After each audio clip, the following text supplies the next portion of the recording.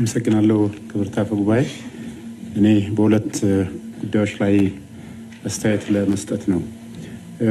አንዱ የተነሳው ከጎርፍ አደጋ ስጋት ጋር ይዞ ነው የተነሳው። ይህም በተመለከተ ኢንጂነር ሙህዲን በተወሰነ መልኩ አድሬስ አድርጎታል። ግን ደግሞ አጠቃላይ የከተማችን ሁኔታ ምን ደረጃ ላይ ነው ያለው የሚለውን ኢንሳይት ለመስጠት ነው። እንግዲህ ከተማችን ውስጥ ከሚከሰቱ ዋነኛ አደጋዎች ውስጥ አንዱ የጎርፍ አደጋ ነው። ሰሞኑንም አንዳንድ ሶሻል ሚዲያ ትሬንድ ሲያደርጉ ያያችኋቸው አንዳንድ ቦታዎችም ቀድመኛ የለየናቸውና የማቅለያ እርምጃ የወሰድንባቸው ቦታዎች ናቸው። ግን ደግሞ የስራ አንድ ቀን ሰርተናል ወይም ደግሞ የሆነ ሲዝን ላይ ሰርተናል ብለን የምንተወው ሳይሆን በየጊዜው የተከታተል መፍትሄ የምንሰጥበት ስራ ነው። እነዚህ አደጋዎች ምክንያት ነው የሚከሰቱት የሚለው ላይ ፎከስ አድርጌ ማንሳት ፈልጋለሁ። በአብዛኛው የከተማችን ማህበረሰብ ተገንዝቦ የራሱን ድርሻ መወጣት እንዲችል ከዚህ አንጻር አብዛኞቹ አሁንም በቅርብ እንግዲህ ከሰኔ 15 በኋላ ወደ 12 የሚጠጉ አካባቢዎች ላይ ጎርፍ ሳይሆን የጎርፍ ምልክት የታየባቸው ወይም ደግሞ በአንዳንድ መንገዶች ላይ የጎርፍ መጠራቀም የታየባቸውን ቦታዎች የምናይበት ጊዜ በአብዛኞቹ የችግሮቹ መንስኤዎች ተደርጎ የሚወሰዱት የደረቅ ቆሻሻ አያያዝ ነው። ከዚህም ውስጥ ደግሞ በዋነኛነት የውሃ ማሸጊያ ፕላስቲክ ጠርሙሶች፣ የኮንስትራክሽን ተረፈ ምርቶች እና አንዳንድ ቦታዎች ላይ ደግሞ ኮሪደርን ባለማንባቸው ኮሪደር ባልደረሰባቸው ቦታዎች ላይ ከሰፈሮች የሚወጡ መሰረተ ልማቶች የጎርፍ ማስወገጃ መሰረተ ልማቶች መዘጋታቸው፣ አንዳንዶቹም ደግሞ አንዳንድ አካባቢዎች ላይ በሚሰሩ ፕራይቬት ሴክተር የሚሰሩ ኮንስትራክሽን ስራዎች ምክንያት ጉዳት በደረሰባቸው የጎርፍ መፋሰሻ መሰረተ ልማቶች ምክንያት ነው። ይህም ብቻ አይደለም። እንግዲህ እነዚህ መሰረተ ልማቶች በዘላቂነት ደግሞ ያለውን የጎርፍ ስጋት በሚቀርፍ ደረጃ በቀጣይነት መስራት ያለብንም ስራዎች እንዳሉ እንገነዘባለን። ከዚህ አንጻር በቅርብ ጊዜ የተከሰቱትን ሁኔታዎች በምናይበት ጊዜ በአብዛኞቹ የተከሰቱት ችግሮች ሎካላይዝድ የሆኑ ናቸው። እኛ በከተማ ውስጥ የገነባናቸው መሰረተ ልማቶች ጎርፍን ማስተናገድ የማይችሉ ሆነው ወይም ደግሞ ጥራት የሌላቸው ሆነው ወይም ደግሞ ያንን ነባራዊ ሁኔታ ያላገናዘቡ መሰረተ ልማቶች ስለሆኑ አይደለም። መሰረተ ልማቶቹ አሉ፣ ግን ደግሞ እነዚህ መሰረተ ልማቶች በአግባቡ የሚመጣውን ጎርፍ ማስተናገድ እንዳይችሉ የሚያደርጋቸው ሰው ሰራሽ ችግሮች በመኖራቸው ምክንያት ነው። ስለዚህ የከተማችን ነዋሪዎች በተለይም የጎርፍ መፋሰሻ መስመሮችን ክረምት ከመምጣቱ በፊት የማጽዳት ስራ የ90 ቀን ንቅናቄ አስጀምረናል። ይሄ በሁሉም በከተማችን ውስጥ ባሉ 4350 ብሎኮች ውስጥ ያለው የጎርፍ መፋሰሻ መስመሮችን የማጽዳት ስራ እየሰራን ያለ ነው። የደረቅ ቆሻሻ አወጋገድ ስርዓታችንም እንደዚህ በተመሳሳይ መልኩ በህገወጥ መንገድ ቆሻሻ የሚጣልባቸው ቦታዎች እንዳይኖሩ ከዛም ባለፈ ደግሞ ቆሻሻም ደግሞ በየቀኑ እየተጸዳ ከ4 ሰዓት ባነሰ ጊዜ ውስጥ ከቅብሎች ጣቢያዎችም በሰፈሮች ውስጥ ከሚቀመጡባቸውን ቦታዎች እንዲነሱ የማድረግ ስራ እየሰራን ያለ ነው። በዘላቂነት ግን ይህን ችግር መፍታት ያስፈልጋል። በየጊዜው የማቅለያ እርምጃ መውሰድ ሳይሆን በዘላቂነትም የከተማችንን ችግር መፍታት መቻል አለብን በሚል አንዱና ዋነኛው የችግሩ መንስኤ ነበር። በተለይም የጎርፍ ተጋላጭነትን የከፋ የሚያደርገው የተፈጥሯዊ የጎርፍ ፍሰት የሚሄድባቸው ወንዝና ወንዝ ዳርቻ አካባቢዎች በጣም ተጠግተው የተገነቡ እነዚህን የጎርፍ መፋሰሻ መስመሮችን ደግሞ ያጠበቡና አንዳንዶቹም ጭራሽ ብሎክ አድርጎ የተገነቡ ግንባታዎች በመኖራቸው ምክንያት የተፈጠረ ስለሆነ በዘላቂነት ከተማችንን የአደጋ ተጋላጭነት ሁኔታውን መቀነስ የሚያስችል ስራ ለመስራት የወንዝ ዳርቻ ጥበቃና ብክለት መከላከል ህግ ወጥቷል። ይሄ ህግ በወንዝ ዳርቻዎች አካባቢ ምንም አይነት ቋሚ ግንባታ እንዳይከናወን፣ ይሄ አንዱ የጎርፍ ተጋላጭነትን መቀነስ ነው። ሁለተኛ ደግሞ ተፈጥሯዊ የወንዞች ፍሰት ብሎክ እንዳይደረግና ጎርፍ እንዳይጋለጡ ለማድረግ የሚያስችል ስራ መስራት ነው። ከዛም ባለፈ እንግዲህ የከተማችንን የድሬኔጅ ማስተር ፕላንን በተመሳሳይ መልኩ ተጠንቷል። ውሃ ከየት ነው የሚመነጨው? በየትኛው ካችመንት ነው የሚመጣው? እነዚህ ደግሞ የመጣው ካችመንት ነው በየትኛው ቅብብሎሽ መሰረተ ልማት ነው ወደ ተፈጥሯዊ የወንዝ ፍሰቶች የሚለውን ለመለየት የሚያስችል የድሬኔጅ ማስተር ፕላን የማጥናትና ይህንንም በቀጣይ የምንሰራቸው ኢንቨስትመንቶችንም ጭምር ይህንን ታከው የሚሰሩ እንዲሆኑ የማድረግ ስራ እየተሰራ ነው ያለው። በዘላቂነት ግን ችግሩ ሊፈታ የሚችለው አሁን በቅርብ የጀመርነውን የወንዝ ዳርቻ ልማት ስራዎቻችንን አጠናክረን በምንሰራበት ጊዜ ነው። የወንዝ ዳርቻ አካባቢዎቻችን በአብዛኞቹ ህገወጥ ግንባታ የተወረሩ ወንዞችን ተጠግተው የተሰሩ ክረምት መጣ ቁጥር በዛ አካባቢ የሚኖሩ የከተማችን ነዋሪዎች ደግሞ በጎርፍ ስጋት ውስጥ የሚኖሩበት አንዳንድ ጊዜም ደግሞ ጎርፍም አደጋ እያደረሰ ሰውም የሚሞትበት ንብረትም ላይ አደጋ የሚደርስበት አይነት ሁኔታ እንደነበረ እናውቃለን።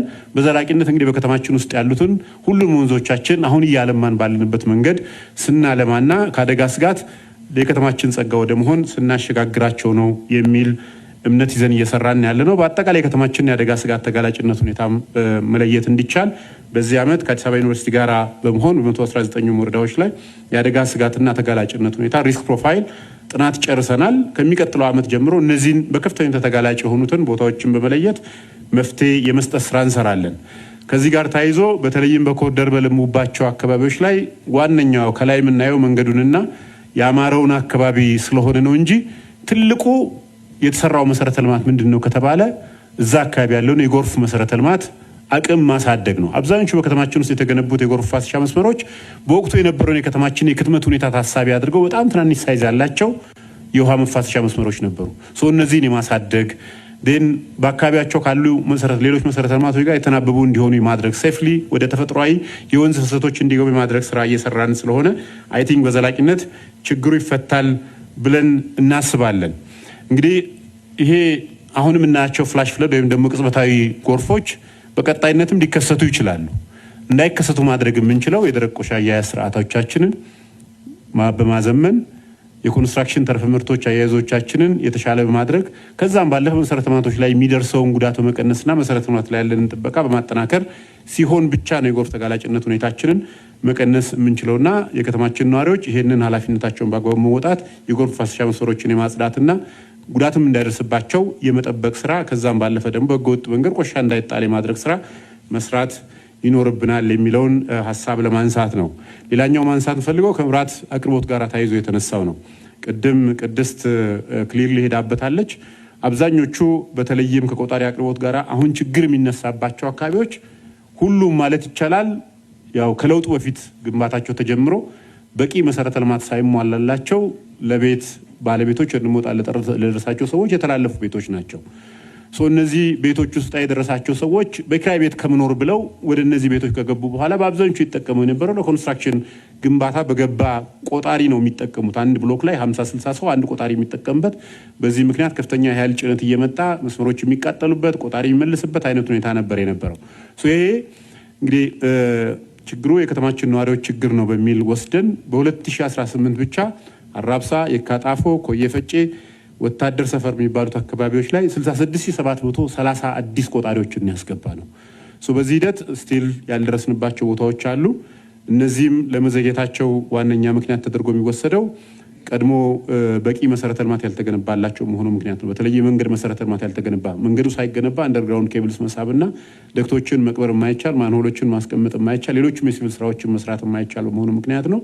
የቀሩትን አያት ጨፌ፣ ሀናፉሪ፣ በረከት፣ ወታደርና ጀሞ እና ጎሮ ስላሴ ይመስሉኛል የቀሩት። እነዚህንም በቀጣይ ጊዜ ከመብራት ኃይል ጋር ተያይዞ ያሉ የክፍያ ጉዳዮችን በመፍታትና በመነጋገር ሴት ሊያደረግን ስለሆነ በቀጣይነት ምላሽ የሚሰጥበት ነው የሚሆነው።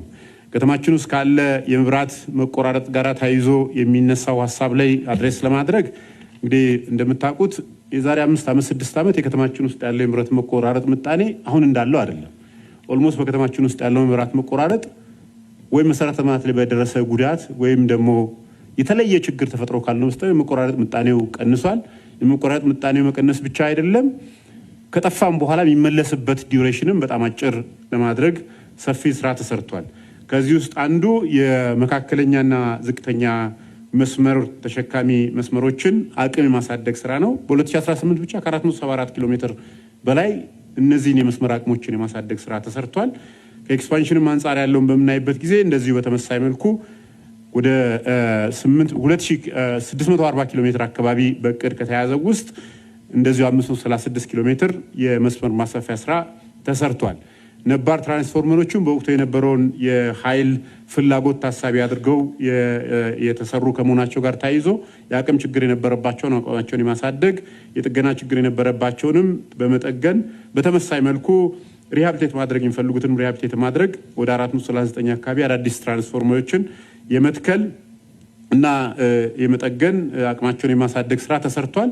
ፕሪቬንቲቭ ሜንተናንስም ኃይል ከመቋረጥ በፊት መኖር ያለበትን የፕሪቬንቲቭ ሜንተናንስ ስራዎችን በመስራት በከተማችን ውስጥ ያለውን የኃይል መቆራረጥ ስራ ምጣኔውን በከፍተኛ ሁኔታ መቀነስ የተቻለበት አይነት ሁኔታ ነው ያለው።